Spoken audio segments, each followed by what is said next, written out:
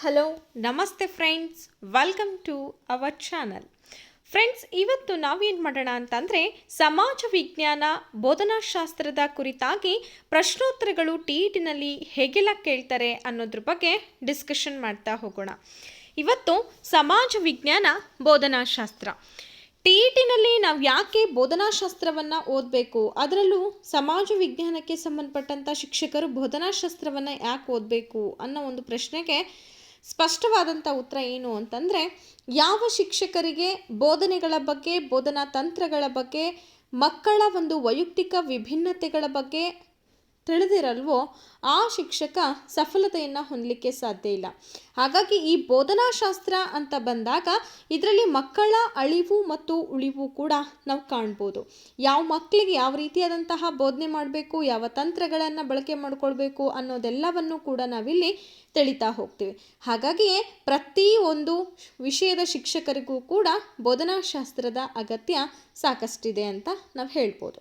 ಹಾಗಾದರೆ ತಡ ಮಾಡೋದು ಬೇಡ, ಬನ್ನಿ ಇವತ್ತಿನ 1ನೇ ಪ್ರಶ್ನೆ, ಅಂದರೆ ಇದು 2014ರಲ್ಲಿ ಕೇಳಲ್ಪಟ್ಟಿರ್ತಕ್ಕಂಥ ಒಂದು ಪ್ರಶ್ನೆ ಪತ್ರಿಕೆ ಅಂತಲೇ ಹೇಳ್ತಾ ಇದ್ದೀನಿ. ಸೊ 40 ಪ್ರಶ್ನೆವರೆಗೂ ಕೂಡ ನಿಮಗೆ ಸೋಷಿಯಲ್ ಸೈನ್ಸ್ ಕೇಳಿದ್ರೆ 41ರಿಂದ ಈ ಇತಿಹಾಸಕ್ಕೆ ಸಂಬಂಧಪಟ್ಟಂತೆ ಹಾಗೆಯೇ ಸಮಾಜ ವಿಜ್ಞಾನ ಬೋಧನಾಶಾಸ್ತ್ರಕ್ಕೆ ಸಂಬಂಧಪಟ್ಟಂಥ ಪ್ರಶ್ನೆಗಳು ಉದ್ಭವ ಆಗುತ್ತೆ. ಹಾಗಾದರೆ 41ನೇ ಪ್ರಶ್ನೆಗೆ ಹೋಗೋಣ. ಇತಿಹಾಸ ಬೋಧನೆಯ ಸಾಮಾನ್ಯ ಉದ್ದೇಶ. ಇತಿಹಾಸ ಬೋಧನೆ ಮಾಡಬೇಕು ಅಂತಂದರೆ ಅದಕ್ಕಿರ್ತಕ್ಕಂಥ ಸಾಮಾನ್ಯ ಉದ್ದೇಶ ಏನು ನೋಡಿ. ಉತ್ತಮ ಪೌರತ್ವದ ಲಕ್ಷಣಗಳನ್ನು ಬೆಳೆಸುವುದು, ಭೂಮಿಯ ಅಧ್ಯಯನದ ಬಗ್ಗೆ ಆಸಕ್ತಿಯನ್ನು ಹೆಚ್ಚಿಸುವುದು, ವಿದ್ಯಾರ್ಥಿಗಳಲ್ಲಿ ಪೌರತ್ವದ ಪ್ರಜ್ಞೆಯನ್ನು ಬೆಳೆಸುವುದು, ವಿದ್ಯಾರ್ಥಿಗಳಲ್ಲಿ ಐತಿಹಾಸಿಕ ಚಿಂತನಾ ಶಕ್ತಿಯನ್ನು ಬೆಳೆಸುವುದು. ಇಲ್ಲಿ ಪ್ರಶ್ನೆ ಬಂದ್ಬಿಟ್ಟು ಇತಿಹಾಸ, ಹಿಸ್ಟ್ರಿ ವಿಷಯಕ್ಕೆ ಸಂಬಂಧಪಟ್ಟಂತಹ ವಿಷಯ ಆಗಿರೋದ್ರಿಂದ ಈ ಹಿಸ್ಟ್ರಿ ವಿಷಯವನ್ನು ಬೋಧನೆ ಮಾಡಬೇಕು ಅನ್ನೋದು ಇಲ್ಲಿ ಮುಖ್ಯ ಉದ್ದೇಶ. ಯಾಕೆ ಬೋಧನೆ ಮಾಡಬೇಕು, ಅದರ ಮುಖ್ಯ ಉದ್ದೇಶ ಏನಿದೆ ಅಂತಂದರೆ ವಿದ್ಯಾರ್ಥಿಗಳಲ್ಲಿ ಐತಿಹಾಸಿಕ ಚಿಂತನಾ ಶಕ್ತಿ.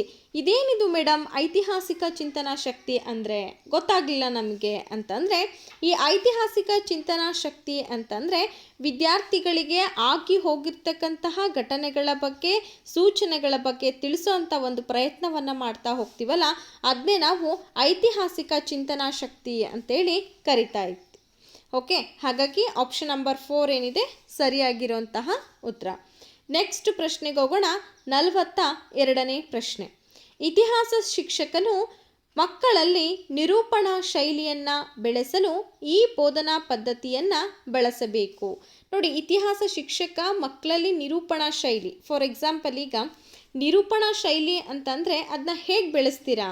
ಈಗ ಒಂದು ಸ್ಟೇಜ್ ಮೇಲೆ ಅಥವಾ ಎಲ್ಲರನ್ನ ಇಂಟ್ರೊಡ್ಯೂಸ್ ಮಾಡುವಂಥ ಕಲೆ ಆಗಿರ್ಬೋದು, ಒಂದು ಕಾರ್ಯಕ್ರಮವನ್ನು ಸಂಪೂರ್ಣವಾಗಿ ನಿರೂಪಣೆ ಮಾಡುವಂಥ ಶೈಲಿ ಆಗಿರ್ಬೋದು, ಇದನ್ನು ನೀವು ಯಾವ ರೀತಿಯಾಗಿ ಯಾವ ಬೋಧನಾ ಪದ್ಧತಿ ಮೂಲಕ ಬಳಕೆ ಮಾಡ್ತಾ ಹೋಗ್ತೀರಾ? ಉಪನ್ಯಾಸ ಪದ್ಧತಿ, ಸಮಸ್ಯೆ ಪರಿಹಾರ ಪದ್ಧತಿ, ಮೂಲಾಧಾರ ವಿಧಾನ, ಸಮೀಕ್ಷೆ ವಿಧಾನ ಅಂತ ಹೇಳ್ತಾರೆ. ಸೊ ನಿರೂಪಣಾ ಶಕ್ತಿಯನ್ನು ಬೆಳೆಸಬೇಕು ಅಂತಂದರೆ ಅದಕ್ಕೆ ಮುಖ್ಯವಾಗಿ ಬೇಕಾಗಿರುವಂಥದ್ದು ಉಪನ್ಯಾಸ ಪದ್ಧತಿ. ಯಾಕೆ ಅಂತಂದರೆ ತಾನು ಒಬ್ಬರೇ ಇಲ್ಲಿ ಒಬ್ಬ ವ್ಯಕ್ತಿನೇ ಏನು ಮಾಡಬೇಕಾಗುತ್ತೆ, ಸಂಪೂರ್ಣವಾಗಿ ಆ ಕಾರ್ಯಕ್ರಮವನ್ನು ಹ್ಯಾಂಡಲ್ ಮಾಡಬೇಕಾಗಿರುತ್ತೆ, ಎಲ್ಲರನ್ನ ಉದ್ದೇಶಿಸಿ ಮಾತನಾಡಬೇಕಾಗತ್ತೆ. ಅಂಥ ಸಂದರ್ಭದಲ್ಲಿ ಉಪನ್ಯಾಸ ಪದ್ಧತಿ ಸಾಕಷ್ಟು ಸಹಾಯವನ್ನು ಮಾಡ್ತಾ ಹೋಗುತ್ತೆ. ಹಾಗಾದರೆ ಬೋಧನಾ ವಿಧಾನಗಳ ಬಗ್ಗೆ ನೀವು ತಿಳ್ಕೋಬೇಕು. ಸುಮಾರು ಬೋಧನಾ ವಿಧಾನಗಳು ಇಲ್ಲಿ ಇರೋದನ್ನು ನಾವು ಕಾಣ್ತಾ ಇದ್ದೀವಿ. ಉಪನ್ಯಾಸ ಪದ್ಧತಿ ಇದೆ, ಸಮಸ್ಯೆ ಪರಿಹಾರ ವಿಧಾನ ಇದೆ, ಮೂಲಾಧಾರ ವಿಧಾನ ಇದೆ, ಕಥನ ವಿಧಾನ ಇದೆ, ಚರ್ಚಾ ವಿಧಾನ ಇದೆ, ಸಮೀಕ್ಷೆ ವಿಧಾನ ಇದೆ, ಅದಲ್ದಂಗೆ ವ್ಯಕ್ತಿ ವೃತ್ತಾಂತ ವಿಧಾನ ಇದೆ, ಪ್ರತಿಗಮನ ವಿಧಾನ ಇದೆ. ಹೀಗೆ ನೂರಾರು ವಿಧಾನಗಳ ಬಗ್ಗೆ ನಾವು ಈ ಒಂದು ಸಮಾಜ ವಿಜ್ಞಾನ ಬೋಧನಾಶಾಸ್ತ್ರದಲ್ಲಿ ತಿಳಿತಾ ಹೋಗ್ತಿದ್ವಿ. ಇನ್ನು 43ನೇ ಪ್ರಶ್ನೆ. ಇತಿಹಾಸ ಬೋಧಿಸುವಂತಹ ಶಿಕ್ಷಕನು ಹೊಂದಿರಲೇಬೇಕಾದಂಥ ಲಕ್ಷಣ ಇದಾಗಿದೆ. ಈಗ ನೀವು ಇತಿಹಾಸವನ್ನು ಬೋಧನೆ ಮಾಡ್ತಾ ಇದ್ದೀರಾ ಅಂತಂದರೆ ಆ ಶಿಕ್ಷಕನಿಗೆ ಮುಖ್ಯವಾಗಿ ಇರಬೇಕಾಗಿರ್ತಕ್ಕಂಥ ಒಂದು ಲಕ್ಷಣ ಯಾವುದು ಅಂತ ಕೇಳಿದ್ದಾರೆ. ಸಮಾಜ ಸೇವೆ ಮಾಡುವಂತಹ ಗುಣ ಇರಬೇಕಾ, ಅಥವಾ ಸಮಾಜದೊಂದಿಗೆ ಉತ್ತಮವಾದಂಥ ಸಂಬಂಧವನ್ನು ಬೆಳೆಸುವಂತಹ ಒಂದು ಲಕ್ಷಣ ಇರಬೇಕಾ, ಕ್ಷೇತ್ರ ಅಧ್ಯಯನ ಮತ್ತು ಪ್ರವಾಸವನ್ನು ಕೈಗೊಳ್ಳುವಂಥದ್ದು, ರಾಜಕೀಯ ಭಾಷೆಯನ್ನು ಹೊಂದಿರುವುದು ಅಂತ ಇದೆ. ನೋಡಿ, ಮುಖ್ಯವಾಗಿ ಇಲ್ಲಿ ಕೇಳಿರೋವಂಥ ಪ್ರಶ್ನೆ ಇತಿಹಾಸ ವಿಷಯಕ್ಕೆ ಸಂಬಂಧಪಟ್ಟಿದೆ. ಈ ಇತಿಹಾಸ ವಿಷಯಕ್ಕೆ ಸಂಬಂಧಪಟ್ಟಿದೆ ಅಂತಂದರೆ ಆ ಕ್ಷೇತ್ರ ಅಧ್ಯಯನ ಮತ್ತು ಪ್ರವಾಸವನ್ನು ಕೈಗೊಳ್ಳೋದು. ಯಾಕೆ ಅಂತಂದರೆ ಐತಿಹಾಸಿಕ ಸ್ಮಾರಕಗಳ ಬಗ್ಗೆ, ಐತಿಹಾಸಿಕ ಚಿಂತಕರ ಬಗ್ಗೆ, ಐತಿಹಾಸಿಕ ಕಲೆಗಳ ಬಗ್ಗೆ ತಿಳಿಸ್ಕೊಳ್ಬೇಕಾಗಿರುತ್ತೆ. ಅಂಥ ಸಂದರ್ಭದಲ್ಲಿ ನಾವು ಖುದ್ದಾಗಿ ಆಯಾ ಕ್ಷೇತ್ರಕ್ಕೆ ಭೇಟಿ ಕೊಟ್ಟು ಆ ಒಂದು ಕ್ಷೇತ್ರದ ಪ್ರವಾಸವನ್ನು ಕೈಗೊಳ್ಳೋದ್ರ ಮೂಲಕ ಪ್ರತ್ಯಕ್ಷ ಸಾಕ್ಷಿಗಳಾಗಿ ಅದನ್ನು ಕಂಡುಕೊಂಡು ಮನಗಂಡ್ಕೊಂಡು ಬಂದು ಶಾಲೆಯಲ್ಲಿ ನಾವು ಹೇಳೋ ಒಂದು ಅನುಭವ ಏನಿದೆಯಲ್ಲ ಅದು ಉನ್ನತವಾದಂಥ ಅನುಭವ. ಹಾಗಾಗಿ ಪ್ರತಿಯೊಬ್ಬ ಇತಿಹಾಸ ಶಿಕ್ಷಕನು ಕ್ಷೇತ್ರ ಅಧ್ಯಯನವನ್ನು ಮಾಡ್ತಾ ಇರಬೇಕು, ಸ್ಥಳಗಳಿಗೆ ಭೇಟಿ ಕೊಡ್ತಾ ಇರಬೇಕಾಗತ್ತೆ. ನೆಕ್ಸ್ಟ್ 44ನೇ ಪ್ರಶ್ನೆಗೆ ಹೋಗೋಣ. ಸಮಾಜ ವಿಜ್ಞಾನವನ್ನು ಬೋಧಿಸಲು ಬಳಸುವ ಈ ಬೋಧನಾ ವಿಧಾನದಲ್ಲಿ ಸನ್ನಿವೇಶವನ್ನು ಒದಗಿಸಿಕೊಡುವಂಥದ್ದು ಯಾವುದು ಅಂತ ಕೇಳಿದ್ದಾರೆ. ನೋಡಿ, ಜೀವನ ಚರಿತ್ರಾ ವಿಧಾನ ಇದೆ, ಯೋಜನಾ ಪದ್ಧತಿ ಇದೆ, ಚರ್ಚಾ ಪದ್ಧತಿ ಇದೆ, ಹಾಗೆಯೇ ಉಪನ್ಯಾಸ ಪದ್ಧತಿ ಅಂತ ಇದೆ. ಹಾಗಾದರೆ ಇಲ್ಲಿ ಈ ಬೋಧನಾ ವಿಧಾನದಲ್ಲಿ ನಮಗೆ ಸನ್ನಿವೇಶವನ್ನು ಒದಗಿಸ್ಕೊಡುವಂತಹ ವಿಧಾನ ಯಾವುದು ಅಂತ ನೀವು ಗುರುತಿಸಬೇಕು. ಹೋಪ್ಸೋ ನೀವೆಲ್ಲರೂ ಕೂಡ ಇಲ್ಲಿ ಗೆಸ್ ಮಾಡಿರ್ತೀರಾ ಅಂತ ಅಂದ್ಕೊಂಡಿದ್ದೀನಿ. ಹಾಗಾದರೆ ಇಲ್ಲಿ ಸರಿಯಾಗಿರುವಂತಹ ಉತ್ತರವನ್ನು ನಾವು ನೋಡೋದಾದರೆ ಆಪ್ಷನ್ ನಂಬರ್ 3 ಇದೆ ನೋಡಿ, ಚರ್ಚಾ ಪದ್ಧತಿ. ಯಾಕೆ ಚರ್ಚಾ ಪದ್ಧತಿ ಆಗುತ್ತೆ ಅಂತಂದರೆ ಇಲ್ಲಿ ನಮಗೆ ಸನ್ನಿವೇಶ ಅಂದರೆ ಒಂದು ಸಿಚುಯೇಷನ್ ಆಗಿರ್ಬೋದು, ಒಂದು ಘಟನೆ ಆಗಿರ್ಬೋದು, ಅದನ್ನು ಒದಗಿಸ್ಕೊಡೋವಂಥ ಒಂದು ಪದ್ಧತಿ ಇದು. ಅದನ್ನು ಒದಗಿಸ್ಕೊಡ್ತು ಅಂತಂದರೆ ಅದ್ರ ಮೇಲೆ ಸಾಕಷ್ಟು ಚರ್ಚೆಗಳಾಗುತ್ತೆ, ವಿಷಯಗಳ ವಿನಿಮಯ ಆಗ್ತಾ ಹೋಗುತ್ತೆ. ಹಾಗಾಗಿ 45ನೇ ಪ್ರಶ್ನೆ. ಇತಿಹಾಸ ಕೊಠಡಿಯ ಒಂದು ಭಾಗದಲ್ಲಿ ಈ ಕೆಳಗಿನ ಯಾವ ವಿಭಾಗವನ್ನು ಸ್ಥಾಪಿಸಲೇಬೇಕು? ಅಂದರೆ ಇತಿಹಾಸ ವಿಷಯಕ್ಕೆ ಸಂಬಂಧಪಟ್ಟಂಗೆ ನಾವು ಫೋಕಸ್ ಮಾಡ್ತಾ ಇದ್ದೀವಿ. ಇಲ್ಲಿ ವಸ್ತು ಸಂಗ್ರಹಾಲಯ ಬೇಕಾಗತ್ತಾ, ಅಥವಾ ಪ್ರಯೋಗಾಲಯ ಬೇಕಾಗತ್ತಾ, ಅಥವಾ ಗಣಿತದ ಕಿಟ್ ಬೇಕಾ, ಅಥವಾ ಭಾಷಾ ಉಪಕರಣಗಳು ಬೇಕಾಗತ್ತಾ? ಇಲ್ಲಿ ಇತಿಹಾಸ ವಿಷಯದ ಬಗ್ಗೆ ನಾವು ಮಾತಾಡ್ತಾ ಇದ್ದೀವಿ ಅಂತಂದರೆ ಇತಿಹಾಸಕ್ಕೆ ಸಂಬಂಧಪಟ್ಟದ್ದು ವಸ್ತು ಸಂಗ್ರಹಾಲಯ.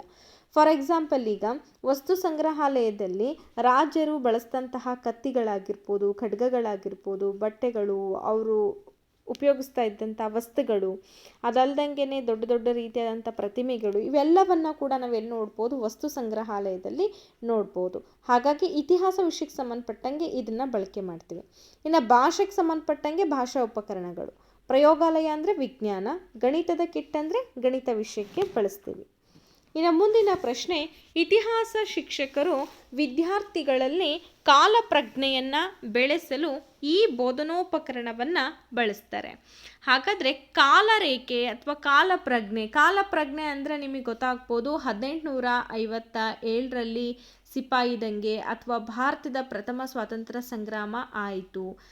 ಭಾರತ ಪ್ರಥಮ ಸ್ವಾತಂತ್ರ್ಯ ಸಂಗ್ರಾಮ ಆದಮೇಲೆ 1942ರಲ್ಲಿ ಕ್ವಿಟ್ ಇಂಡಿಯಾ ಮೂಮೆಂಟ್ ಆಯಿತು. ಅದಾದಮೇಲೆ 1947ರಲ್ಲಿ ಸ್ವಾತಂತ್ರ್ಯ ಸಿಕ್ತು. ಅದಾದಮೇಲೆ 1950ರಲ್ಲಿ ಗಣರಾಜ್ಯ ಆಯಿತು. ಹೀಗೆ ಹಂತ ಹಂತವಾಗಿ ಕ್ರೊನಾಲಜಿಕಲ್ ಸಿಸ್ಟಮ್ನಲ್ಲಿ ಹೇಳುವಂಥ ಪ್ರಕ್ರಿಯೆಯನ್ನೇ ಕಾಲಪ್ರಜ್ಞೆ ಅಂತ ಕರಿತಾ ಇದ್ದೀವಿ. ಹಾಗಾದರೆ ಇಂತಹ ಕಾಲಪ್ರಜ್ಞೆಯನ್ನು ಬೆಳೆಸ್ತಕ್ಕಂಥ ಬೋಧನೋಪಕರಣಗಳು ಯಾವುವು ಅಂತಂದರೆ ಆಪ್ಷನ್ ನಂಬರ್ 4 ಕಾಲರೇಖೆಗಳ ಮೂಲಕ ಇದನ್ನು ಪರಿಚಯ ಮಾಡ್ಕೊಳ್ತಾ ಹೋಗ್ತೀವಿ. ನೆಕ್ಸ್ಟ್ ಪ್ರಶ್ನೆ ಬರೋದಾದರೆ, ಇತಿಹಾಸ ಬೋಧನೆ ಹೆಚ್ಚು ಪರಿಣಾಮಕಾರಿಯಾಗಲು ಯಾವ ಚಟುವಟಿಕೆ ಹೆಚ್ಚು ಪ್ರಭಾವವನ್ನು ಬೀರುತ್ತದೆ? ನೋಡಿ, ಇತಿಹಾಸ ಬೋಧನೆ ಅಂತಕ್ಕಂಥದ್ದು ಹೆಚ್ಚು ಪರಿಣಾಮಕಾರಿ ಆಗಬೇಕು. ಯಾವ ಚಟುವಟಿಕೆಯಲ್ಲಿ ಬೇಕು ನಮಗೆ? ನಾಟಕಾಭಿನಯ ಬೇಕಾಗುತ್ತಾ, ಚರ್ಚಾ ಸ್ಪರ್ಧೆ ಬೇಕಾ, ಅಥವಾ ರೇಡಿಯೋವನ್ನು ಬಳಕೆ ಮಾಡಬೇಕಾ, ಅಥವಾ ಕಪ್ಪು ಹಲಗೆಯನ್ನು ಬಳಕೆ ಮಾಡಬೇಕಾ? ಆ್ಯಕ್ಚುಲಿ ಇಲ್ಲಿ ಇತಿಹಾಸ ಬೋಧನೆಯನ್ನು ಹೆಚ್ಚು ಪರಿಣಾಮಕಾರಿ ಮಾಡಬೇಕಪ್ಪ ಅಂದರೆ ನಾಟಕಾಭಿನಯಗಳು ತುಂಬ ಇಂಪಾರ್ಟೆಂಟ್ ಆಗುತ್ತೆ. ಯಾಕಂದರೆ ರಾಜರನ್ನು ಇಮ್ಯಾಜಿನೇಷನ್ಗಳು ಮಾಡಿಕೊಳ್ಳೋದ್ರ ಮೂಲಕ ಅವ್ರ ಕೆಲಸಗಳೇನು ಮಾಡಿದ್ರು, ಅವ್ರು ಯಾರ ಜೊತೆ ಯುದ್ಧ ಮಾಡಿದ್ರು, ಯುದ್ಧ ಅಂದರೆ ಹೇಗಿರುತ್ತೆ, ಇವೆಲ್ಲವನ್ನು ಕಲ್ಪನೆಗೊಳಪಡುವಂಥದ್ದು ನಾಟಕಗಳ ಮೂಲಕ ಇತಿಹಾಸವನ್ನು ಹೆಚ್ಚು ಮಂದಟ್ಟು ಮಾಡಿಕೊಳ್ಳಿಕ್ಕೆ ಸಾಧ್ಯ. ನೆಕ್ಸ್ಟ್ ಪ್ರಶ್ನೆ, ಇತಿಹಾಸ ಶಿಕ್ಷಕನು ತನ್ನ ವೃತ್ತಿ ಬೆಳವಣಿಗೆಗಾಗಿ ಈ ಕೆಳಗಿನ ಯಾವ ಕ್ರಮವನ್ನು ಕೈಗೊಳ್ಳಬೇಕು? ನೋಡಿ, ತನ್ನ ವೃತ್ತಿ ಬೆಳವಣಿಗೆಗೋಸ್ಕರ ಯಾವ ಕ್ರಮವನ್ನು ಕೈಗೊಳ್ಳಬೇಕಿಲ್ಲಿ ಅಂತ ಅನ್ನೋದಾದರೆ ಕ್ಷೇತ್ರ ಪ್ರವಾಸವನ್ನು ಕೈಗೊಳ್ಳಬೇಕಾಗತ್ತೆ. ಪುಸ್ತಕಗಳನ್ನು ಅಧ್ಯಯನ ಮಾಡೋನು ಸಾಹಿತಿ, ಪ್ರಯೋಗಾಲಯದಲ್ಲಿ ಹೆಚ್ಚು ಕೆಲಸ ಮಾಡೋನು ಸಂಶೋಧಕ ಅಥವಾ ವಿಜ್ಞಾನಿ ಅಂತ ಕರಿತೀವಿ. ಸಂಘ ಸಂಸ್ಥೆಗಳ ಸದಸ್ಯನಾಗೋನು ಅಂತಂದರೆ ಸಮಾಜ ಸೇವಕ ಅಂತ ಕರಿತಾ ಇದ್ದೀವಿ. ಹಾಗಾದರೆ ಕ್ಷೇತ್ರ ಪ್ರವಾಸವನ್ನು ಕೈಗೊಳ್ಳೋದು ಇತಿಹಾಸ ಶಿಕ್ಷಕ. ಮುಂದಿನ ಪ್ರಶ್ನೆ, ವಿದ್ಯಾರ್ಥಿಯು ಸಮುದ್ರಗುಪ್ತನ ಸಾಧನೆಯನ್ನು ವಿವರಿಸುವನು. ಇಲ್ಲಿ ಇತಿಹಾಸದ ಯಾವ ಉದ್ದೇಶಕ್ಕೆ ಸಂಬಂಧಿಸಿದೆ ಅಂತ ಇದೆ. ನಾನು ಪ್ರತಿ ಕ್ಲಾಸಲ್ಲಿ ಹೇಳ್ತಾ ಇರ್ತೀನಿ, ಬ್ಲೂಮ್ಸ್ ಅವರ ಒಂದು ಥೇರಿಗಳನ್ನು ಓದ್ಕೊಳ್ಬೇಕು ನೀವು ಅಂತ. ಸೊ ಅದಕ್ಕೆ ಸಂಬಂಧಪಟ್ಟಂಥ ಒಂದು ಪ್ರಶ್ನೆ ಇಲ್ಲಿ, ಸಮುದ್ರಗುಪ್ತ ಸಾಧನೆಯನ್ನು ವಿವರಿಸುವವರು ಅಥವಾ ವಿವರಿಸುವನು ಅಂತ ಅಂದರೆ ಇದು ಯಾವುದಕ್ಕೆ ಸಂಬಂಧಪಟ್ಟಂತಹ ಒಂದು ಪ್ರಶ್ನೆ ಆಗಿದೆ ಅಂದರೆ ತಿಳುವಳಿಕೆಗೆ ಸಂಬಂಧಪಟ್ಟದ್ದು. ಅಕಸ್ಮಾತಾಗಿ ಸಮುದ್ರಗುಪ್ತನ ತಂದೆಯ ಹೆಸರನ್ನು ಹೇಳುವರು ಅಂತಿದ್ರೆ ಅದು ಜ್ಞಾನಕ್ಕೆ ಸಂಬಂಧಪಡ್ತಿತ್ತು. ಇಲ್ಲಿ ತಿಳುವಳಿಕೆ ಅಂತಂದರೆ ವಿಷಯಗಳನ್ನು ಮಂದಟ್ಟು ಮಾಡಿಕೊಂಡು ತಿಳುವಳಿಕೆ ಮೂಲಕ ಹೇಳುವಂಥದ್ದು, ವಿವರಿಸೋದು ಆಗಿರ್ಬೋದು ಅಥವಾ ವಿಶ್ಲೇಷಣೆ ಮಾಡೋದಾಗಿರ್ಬೋದು, ಇವೆಲ್ಲವೂ ಕೂಡ. ಇನ್ನು 50ನೇ ಪ್ರಶ್ನೆ, ಇತಿಹಾಸ ಬೋಧನಾ ವಿಧಾನಗಳಲ್ಲಿ ಒಂದಾದ ಯೋಜನಾ ವಿಧಾನ ಈ ತತ್ವಕ್ಕೆ ಬದ್ಧವಾಗಿದೆ. ಯಾವ ತತ್ವಕ್ಕೆ ಬದ್ಧವಾಗಿದೆ ನೋಡಿ, ಯೋಜನಾ ವಿಧಾನ ಅಂಥೇಳಿ ಏನು ಕರಿತಾ ಇದ್ದೀವಿ, ಈ ಯೋಜನಾ ವಿಧಾನ ಪ್ಲಾನಿಂಗ್ ಮೆಥಡ್. ಸೊ ಇದರ ಮೂಲಕ ಬಹಳಷ್ಟು ವಿದ್ಯಾರ್ಥಿಗಳಿಗೆ ಏನಾಗ್ತಾ ಇದೆ ಅಂತಂದರೆ ಚಟುವಟಿಕೆ ಆಧಾರಿತವಾಗಿ ಕಲಿಕೆಯನ್ನು ಮಾಡಿಸ್ತಾ ಇದ್ದಾರೆ. ಹಾಗಾದರೆ ಇಲ್ಲಿ ಒಂದು ಸರಿಯಾಗಿರ್ತಕ್ಕಂಥ ಉತ್ತರ ಯಾವುದು ಅಂತ ಫೈಂಡ್ ಔಟ್ ಮಾಡಿದ್ರೆ ಮಾಡಿ ಕಲಿ ಜೀವಿಸುತ್ತಾ ಕಲಿ ತತ್ವ ಅಂತ ಇದೆ. ಸೊ ಮಾಡಿ ಕಲಿಯುವಂಥದ್ದು ಮತ್ತು ಜೀವಿಸುತ್ತಾ ಕಲಿಯುವಂತಹ ಒಂದು ತತ್ವ, ಅದನ್ನೇ ನಾವು ಇತಿಹಾಸ ಬೋಧನಾ ವಿಧಾನಗಳಲ್ಲಿ ಒಂದಾದಂತಹ ಯೋಜನಾ ವಿಧಾನ ತತ್ವಕ್ಕೆ ಬದ್ಧವಾಗಿರುವಂಥ ಒಂದು ಕಲೆ ಅಂತ ಗುರುತಿಸ್ತೀವಿ. ಇನ್ನು ನೆಕ್ಸ್ಟ್ ಬರೋದಾದರೆ 51ನೇ ಪ್ರಶ್ನೆ ಅಂದರೆ 11ನೇ ಪ್ರಶ್ನೆ, ಇತಿಹಾಸ ಶಿಕ್ಷಕರಾಗಿ ನೀವು ಅಶೋಕ ಸಾಮ್ರಾಟನ ತಂದೆ ಯಾರು ಎಂಬ ಪ್ರಶ್ನೆ ಕೇಳುವುದರ ಮೂಲಕ ಈ ಕೆಳಗಿನ ಯಾವ ಉದ್ದೇಶವನ್ನು ಈಡೇರಿಸುವಿರಿ ಅಂತ ಇದೆ. ನೋಡಿ, ನಾವೊಬ್ಬ ಇತಿಹಾಸ ಶಿಕ್ಷಕರಾದಂಥವರು ಅಶೋಕ ಸಾಮ್ರಾಟನ ತಂದೆ ಯಾರು ಅಂತ ನಾವು ಸಿಂಪಲ್ ಆಗಿ ಒಂದು ಪ್ರಶ್ನೆ ಕೇಳ್ತೀವಿ. ಅದು ಏನಕ್ಕೆ ಸಂಬಂಧಪಟ್ಟಿದೆ, ನಾನು ಆವಾಗಲೇ ಹೇಳಿದೆ, ಅದು ಜ್ಞಾನಕ್ಕೆ ಸಂಬಂಧಪಟ್ಟದ್ದು. ತಟ್ಟಂತ ಯಾವುದನ್ನು ಉತ್ತರಗಳನ್ನು ಹೇಳಲಿಕ್ಕೆ ನಾವು ಮುನ್ನೋಡ್ತೀವೋ ಅದು ಜ್ಞಾನ ವಲಯಕ್ಕೆ ಸಂಬಂಧಪಟ್ಟಂಥದ್ದಾಗಿರುತ್ತೆ. ಸ್ಥಳೀಯ ಇತಿಹಾಸ ಬೋಧನೆಯಲ್ಲಿ ಯಶಸ್ವಿಯಾಗಲು ಶಿಕ್ಷಕನು ಈ ಚಟುವಟಿಕೆಯನ್ನು ಕೈಗೊಳ್ಳಬೇಕು. ಸ್ಥಳೀಯ ಇತಿಹಾಸ ಅಂದರೆ ಅಲ್ಲಿರ್ತಕ್ಕಂಥ ಲೋಕಲ್ ಇತಿಹಾಸವನ್ನು ಆ ಒಬ್ಬ ಶಿಕ್ಷಕ ಬೋಧನೆಯನ್ನು ಮಾಡಬೇಕು ಅಂದರೆ ಯಾವ ಚಟುವಟಿಕೆಯನ್ನು ಕೈಗೊಳ್ಳಬೇಕು ಅಂದರೆ ಆ ಲೋಕಲ್ ಇರ್ತಕ್ಕಂತಹ ಮಹಾನ್ ವ್ಯಕ್ತಿಗಳ ಜೀವನ ಚರಿತ್ರೆಯನ್ನು ಅಧ್ಯಯನ ಮಾಡಬೇಕು. ಫಾರ್ ಎಕ್ಸಾಂಪಲ್ ಈಗ ಕುವೆಂಪು ಅವ್ರ ಬಗ್ಗೆ ತಿಳಿಸ್ಬೇಕಾಗಿದೆ. ಕುವೆಂಪು ಒಬ್ಬ ಶ್ರೇಷ್ಠ ಕವಿ ಅಂತ ಹೇಳಬೇಕಾಗಿದೆ. ಅವ್ರು ತೀರ್ಥಹಳ್ಳಿಯಲ್ಲಿ ಜನಿಸಿದ್ರು ಅಂತ ನಾವು ಹೇಳ್ತೀವಿ. ಸೊ ತೀರ್ಥಹಳ್ಳಿ ಕುಪ್ಪಳ್ಳಿಯಲ್ಲಿ ಜನಿಸಿದ್ರು ಅಂತ ಹೇಳ್ತೀವಿ. ಸೊ ಅದು ಸ್ಥಳೀಯ ಮಾಹಿತಿ. ಆ ಮಕ್ಕಳಿಗೆ ಹೇಳಿದಾಗ ಮಕ್ಕಳು ಎಲ್ಲೋ ಕೇಳಿರ್ತಾರೆ, ಓ ಇವ್ರು ನಮ್ಮವರು ಅನ್ನೋ ಭಾವನೆ ಅವರಿಗೆ ಬಂದ್ಬಿಡುತ್ತೆ. ಸೊ ಆಪ್ಷನ್ ನಂಬರ್ 2 ಏನಿದೆ ಸರಿಯಾದಂಥ ಉತ್ತರ. ಮುಂದಿನ ಪ್ರಶ್ನೆಗೆ ಹೋಗೋಣ. ಇತಿಹಾಸ ಶಿಕ್ಷಕರಾದ ನೋಡಿ, ಇತಿಹಾಸ ಶಿಕ್ಷಕರಾದ ನಿಮಗೆ ಈ ಕೆಳಗಿನ ಯಾವ ವಿಷಯ ಇತಿಹಾಸ ಬೋಧನೆಗೆ ಸಹಕಾರಿ ಆಗುತ್ತದೆ? ನೋಡಿ, ಇಲ್ಲಿ ನಾವು ಇತಿಹಾಸ ದೃಷ್ಟಿಕೋನವನ್ನು ಇಟ್ಕೊಂಡೇ ಮಾತಾಡಬೇಕು. ಸೊ ಹಾಗಾಗಿ ಇತಿಹಾಸ ಶಿಕ್ಷಕರಾದಂತಹ ನಮಗೆ ಯಾವ ವಿಷಯದ ಒಂದು ಸಹಾಯ ಇದೆ ಬೋಧನೆ ಮಾಡಲಿಕ್ಕೆ ಅಂದರೆ ಸಾಹಿತ್ಯ. ಯಾಕೆ ಮೇಡಮ್ ಅರ್ಥಶಾಸ್ತ್ರ ಭೌತಶಾಸ್ತ್ರ ಇವೆಲ್ಲ ಆಗಲ್ವಾ? ನೋಡಿ, ಇಲ್ಲಿ ಮುಖ್ಯವಾಗಿ ಸಾಹಿತ್ಯ ಏನಿದೆ, ಲಿಟ್ರೇಚರ್ ಅಂತೇಳಿ ನಾವು ಇಂಗ್ಲೀಷ್ನಲ್ಲಿ ಕರಿತೀವಿ. ಈ ಲಿಟ್ರೇಚರ್ ಏನು ಮಾಡುತ್ತೆ ಅಂತ ಅಂದರೆ ಇತಿಹಾಸದ ಒಂದು ಕೈಗನ್ನಡಿ ಅಂತ ಕರಿತಾ ಇದ್ದೀವಿ. ಇತಿಹಾಸವನ್ನು ಸೃಷ್ಟಿ ಮಾಡಲಿಕ್ಕೆ ಸಾಹಿತ್ಯಗಳೇ ಆಧಾರ ಅಲ್ವಾ? ಸೊ ಅದರಲ್ಲಿ ಎಷ್ಟೋ ಮಹಾರಾಜರುಗಳ ಬಗ್ಗೆ ತಿಳ್ಕೊಳ್ತೀವಿ, ಬರೆದಿಟ್ಟಂಥ ಆಧಾರಗಳ ಬಗ್ಗೆ ತಿಳ್ಕೊಳ್ತೀವಿ. ಸೊ ಎಷ್ಟೋ ಕೃತಿಗಳು ಬರುತ್ತೆ. ಹಾಗಾಗಿ ಸಾಹಿತ್ಯ ಮತ್ತು ಇತಿಹಾಸ ಇವೆರಡಕ್ಕೂ ಕೂಡ ಅವಿನಾಭಾವ ಸಂಬಂಧ ಇದೆ, ಸಹ ಸಂಬಂಧಗಳು ಕೂಡ ಇರುವಂಥದ್ದು. ನೆಕ್ಸ್ಟ್ ಈಗ 54ನೇ ಪ್ರಶ್ನೆಗೆ ಹೋಗೋಣ. ಇತಿಹಾಸ ಪಠ್ಯವಸ್ತುವಿನ ಗುಣಲಕ್ಷಣಗಳಲ್ಲಿ ಒಂದಾಗಿದೆ ಅಂತ ಇದೆ. ಹಾಗಾದರೆ ಈ ಕೆಳಕಂಡಂಥ ಮಾಹಿತಿಗಳಲ್ಲಿ ಯಾವುದು? ವ್ಯಾವಹಾರಿಕ ಜ್ಞಾನ ಬೆಳೆಸುತ್ತಾ, ಸಂವಹನ ಕೌಶಲ್ಯವನ್ನು ಬೆಳೆಸುತ್ತಾ, ಅಥವಾ ವೈಜ್ಞಾನಿಕ ಮನೋಭಾವವನ್ನು ಬೆಳೆಸುತ್ತಾ, ಅಥವಾ ಅಂತಾರಾಷ್ಟ್ರೀಯ ತಿಳುವಳಿಕೆಯನ್ನು ಮೂಡಿಸುತ್ತಾ? ಎಸ್, ಆಬ್ವಿಯಸ್ಲಿ ಹೇಳಬೇಕು, ಕರೆಕ್ಟಾಗಿ ಹೇಳಬೇಕು ಅಂದರೆ ಅಂತಾರಾಷ್ಟ್ರೀಯ ತಿಳುವಳಿಕೆಯನ್ನು ಮೂಡಿಸುತ್ತೆ.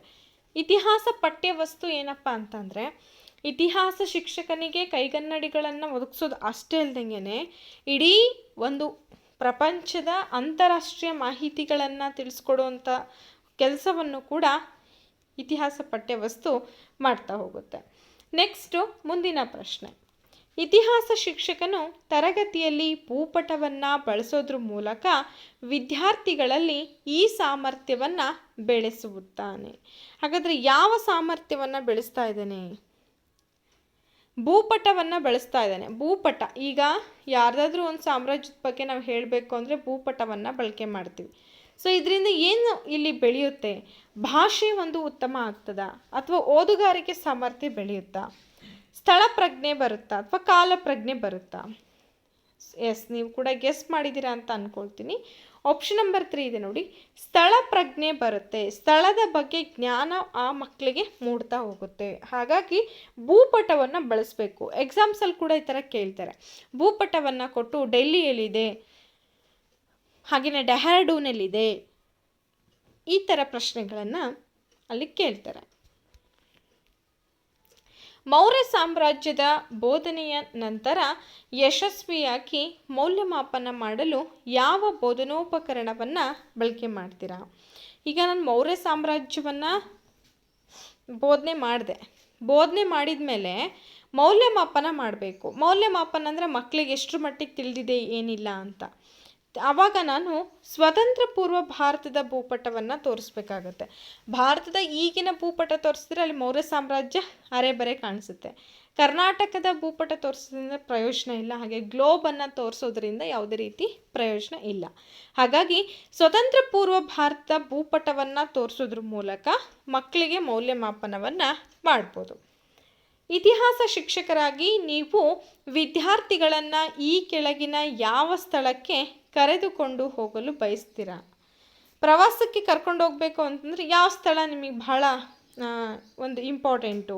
ಇತಿಹಾಸ ದೃಷ್ಟಿಕೋನದಿಂದ, ನಾನು ಎಂಜಾಯ್ಮೆಂಟ್ ದೃಷ್ಟಿಕೋನದಿಂದ ಹೇಳ್ತಾ ಇಲ್ಲ, ಇತಿಹಾಸವನ್ನು ತಿಳ್ಕೊಳ್ಬೇಕು ಅನ್ನೋ ದೃಷ್ಟಿಕೋನದಿಂದ ಯಾಣಕ್ಕೆ ಕರ್ಕೊಂಡು ಹೋಗ್ತೀರಾ? ಮಂಗಳೂರು ಬೀಚ್, ಹಾಗೆ ಹಂಪೆ, ಹಟ್ಟಿ ಚಿನ್ನದ ಗಣಿ. ಎಸ್, ನೀವೆಲ್ಲ ಗೆಸ್ ಮಾಡಿರ್ತೀರಾ, ಹಂಪೆ. ಸೊ ಹಂಪೆ ಕರ್ಕೊಂಡು ಹೋಗೋದ್ರಿಂದ ಏನಾಗುತ್ತೆ? ನಮ್ಮ ದೇಶದ ಸಂಸ್ಕೃತಿ ಬಗ್ಗೆ, ಕಲಾಶೈಲಿ ಬಗ್ಗೆ, ವಿಜಯನಗರ ಸಾಮ್ರಾಜ್ಯದ ಬಗ್ಗೆ, ಅದನ್ನು ನಶಿಸಿ ಹೋಗಿರೋದ್ರ ಬಗ್ಗೆ, ಎಲ್ಲದ್ರ ಬಗ್ಗೆನೂ ಕೂಡ ಮಾಹಿತಿಯನ್ನು ನಾವು ಹಂಪೆಯಲ್ಲಿ ತಿಳ್ಕೊಳ್ಬೋದು.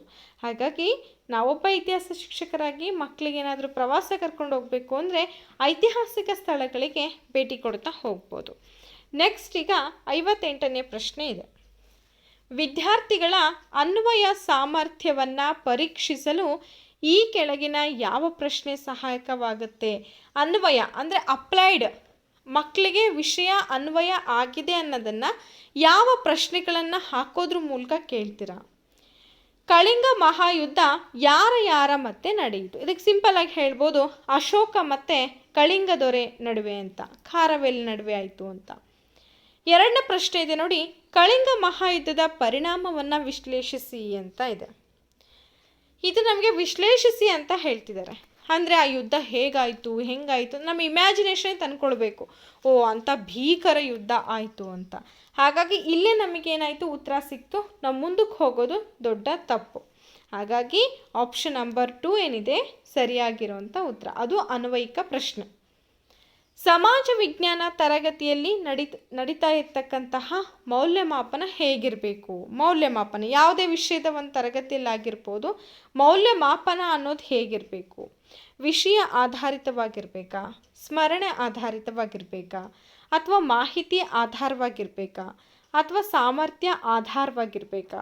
ನೋಡಿ, ಎಕ್ಸಾಕ್ಟ್ಲಿ ಇಲ್ಲಿ ಸಮಾಜ ವಿಜ್ಞಾನ ತರಗತಿಯಲ್ಲಿ ಮುಖ್ಯವಾಗಿ ವಿಷಯಾಧಾರಿತವಾಗಿರಬೇಕು ಮೌಲ್ಯಮಾಪನ. ಯಾವುದೇ ವ್ಯಕ್ತಿನಿಷ್ಠವಾಗಿರಬಾರ್ದು, ಸ್ಮರಣೆ ಆಧಾರಿತವಾಗಿ ಇರಬಾರ್ದು. ಕೊನೆ ಪ್ರಶ್ನೆ ಈ ಸೆಷನ್ದು, ಸಮಾಜ ವಿಜ್ಞಾನ ಮೌಲ್ಯಮಾಪನದಲ್ಲಿ ಅಂಕಗಳ ಬದಲಿಗೆ ಶ್ರೇಣಿ ವ್ಯವಸ್ಥೆಯನ್ನು ಜಾರಿಗೆ ತಂದ ವಿನೂತನ ಕಾರ್ಯಕ್ರಮ ಯಾವುದು? ನೋಡಿ, ಶ್ರೇಣಿ ವ್ಯವಸ್ಥೆಯನ್ನು ಜಾರಿಗೆ ತಂದಂತಹ ಒಂದು ವಿನೂತನ ಕಾರ್ಯಕ್ರಮ ಅಂತೇಳಿ ನಾವು ನಿರಂತರ ಮತ್ತು ಸಮಗ್ರ ಮೌಲ್ಯಮಾಪನ ಪದ್ಧತಿ ಅಂತ ಹೇಳ್ತೀವಿ. ಈ ಸೆಮಿಸ್ಟರ್ನಲ್ಲಿ ಗ್ರೇಡ್ಸ್ಗಳನ್ನ ಕೊಡ್ತಾಯಿದ್ರು, ಬಟ್ ನಿರಂತರ ಮತ್ತು ಸಮಗ್ರ ಮೌಲ್ಯಮಾಪನದಲ್ಲೂ ಕೊಡ್ತಾ ಇದ್ದಾರೆ. ಸೊ ಇದರಿಂದ ಏನಾಗುತ್ತೆ, ಮಕ್ಕಳನ್ನು ಸತತವಾಗಿ ನಿರಂತರವಾಗಿ ನಾವು ಮೌಲ್ಯಮಾಪನವನ್ನು ಮಾಡಲಿಕ್ಕೆ ಅತ್ಯಂತ ಅನುಕೂಲಕರವಾದಂತಹ ಮೌಲ್ಯಮಾಪನ ಪದ್ಧತಿಗಳು ಅಂತ ಇದನ್ನ ಕರಿತೀವಿ. ಇದನ್ನ CCE ಅಂತಲೂ ಕೂಡ ಇಂಗ್ಲೀಷ್ನಲ್ಲಿ ಹೇಳಲಾಗುತ್ತೆ. ಓಕೆ, ಹಾಗಾದರೆ ಇಲ್ಲಿವರೆಗೂ ಕೂಡ ನಾವೇನು ಮಾಡಿದ್ವಿ ಅಂತಂದರೆ ಸಂಪೂರ್ಣವಾಗಿರುವಂತಹ ಒಂದು ಸುಮಾರು ಒಂದು 15 ಪ್ರಶ್ನೆಗಳಿರುವಂತಹ ಕ್ವಶನ್ ಪೇಪರನ್ನು ಬಿಡಿಸಿದ್ವಿ. ಇದು 2014ರ TET ಪ್ರಥಮ ಬಾರಿಗೆ ಆಗುತ್ತಲ್ಲ ಆ ಸಂದರ್ಭದಲ್ಲಿ ತೆಗೆದುಕೊಂಡಂಥ TETಯ ಸಮಾಜ ವಿಜ್ಞಾನ ಬೋಧನಾಶಾಸ್ತ್ರಕ್ಕೆ ಸಂಬಂಧಪಟ್ಟಂಥ ಪ್ರಶ್ನೆ ಪತ್ರಿಕೆನ ಬಿಡಿಸಿದ್ದೀನಿ. ಹೋಪ್ಸೋ ನಿಮ್ಗೆ ಇಷ್ಟ ಆಗಿದ್ದರೆ ನೀವೇನು ಮಾಡ್ಬೋದು, ಫಟಾಫಟ್ ಲೈಕ್ ಮಾಡ್ತಾ ಹೋಗಿ. ಹಾಗೆ ಸಬ್ಸ್ಕ್ರೈಬ್ ಆಗ್ತಾಯಿದ್ದರೆ ದಯವಿಟ್ಟು ಸಬ್ಸ್ಕ್ರೈಬ್ ಮಾಡ್ಕೊಳ್ಳಿ ಅಂತ ಹೇಳ್ತಾ ಇವತ್ತಿನ ಈ ವಿಡಿಯೋವನ್ನು ಮುಗಿಸೋಣ. Thank you so much and take care. Bye bye.